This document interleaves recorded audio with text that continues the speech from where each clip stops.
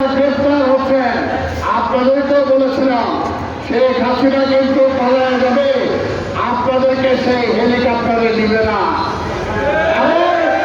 যখন মামলা হবে সেই মামলা কিন্তু আপনারাই ফেলবেন।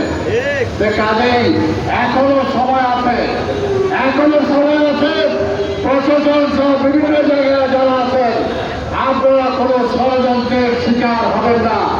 আপনারা মানুষের জন্য কাজ করবেন, জনগণের জন্য কাজ করবেন, দেশের জন্য কাজ করবেন, তাহলে দেশবাসী আপনার পক্ষে থাকবে। এই দেশের পুলিশ দরকার, এই দেশের সবই দরকার। তাই পুলিশ যারা আছেন কাজে তাদেরকে আপনারা সহযোগিতা করবেন। সবাইকে বলবো পুলিশকে সহযোগিতা করতে হবে। জনগণের আজকের এই সিভিল অ্যাডমিনিস্ট্রেশন যদি বজায় রাখতে হয় তাহলে পুলিশকে সাহায্য করতে হবে, তাহলে দেশের ডিসিপ্লিন আমরা ফিরিয়ে আনতে পারবো। এবং সহযোগিতা করাটা আমাদের নৈতিক দায়িত্ব। আমাদের বিএনপির পক্ষ থেকে আমরা করছি, জনগণকে বলবো সাহায্য সহযোগিতা করতে হবে। তা আমি আমার আপনাদেরকে ধন্যবাদ জানিয়ে এবং আগামী দিনে ইনশাআল্লাহ যে স্বপ্ন নিয়ে আমরা সংগ্রাম করেছি, যে স্বপ্ন নিয়ে আমার ভাইরা শহীদ হয়েছেন, সেই স্বপ্ন যাতে ভবিষ্যৎ না হয়ে যায় সেটার জন্য আমরা সবাই চেষ্টা করব। ঐক্যবদ্ধভাবে স্বৈরাচারকে উৎখাত করেছি, স্বৈরাচারের বীরদাসকে উৎখাত করব এবং সামনের দিনে আমরা গণতন্ত্র ফিরিয়ে আনবো, মানুষের ভোটের অধিকার ফিরিয়ে আনবো।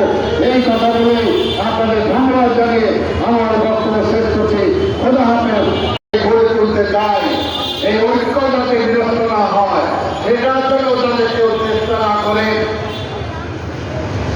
সেটার জন্য আপনাদের সবার সহযোগিতা আমরা চাই। সর্বত বন্ধুগণ, তার আমার বক্তব্য দীর্ঘায়িত না করে আমি আমার শ্রদ্ধার সাথে স্মরণ করি গত 17 বছরে আমাদের যে সমস্ত নেতা কর্মী সাধারণ মানুষ শহীদ হয়েছেন। গত জুলাইয়ের এই বিপ্লবে যে সমস্ত আমাদের ছাত্র ভাই, আমাদের যুবক, আমাদের শ্রমিক, শিশু, বাচ্চা পর্যন্ত শহীদ হয়েছেন, তাদের প্রতি আমি শ্রদ্ধা জানাই। আল্লাহ যাতে তাদেরকে শহীদী মর্যাদা দেন, তাদের কবরদান মাফ করে তাদেরকে বেশ নসিব করেন, মহান আল্লাহ তাআলার কাছে সেটাই ফরিয়াদ জানাই। পাশাপাশি তাদের পরিবারের প্রতি সমবেদনা জানাই। তার সাথে সাথে আজকে এই দেশবাসীর কাছে বলবো আমরা যাতে ভুলে না যাই এবং আওয়ামী লীগকে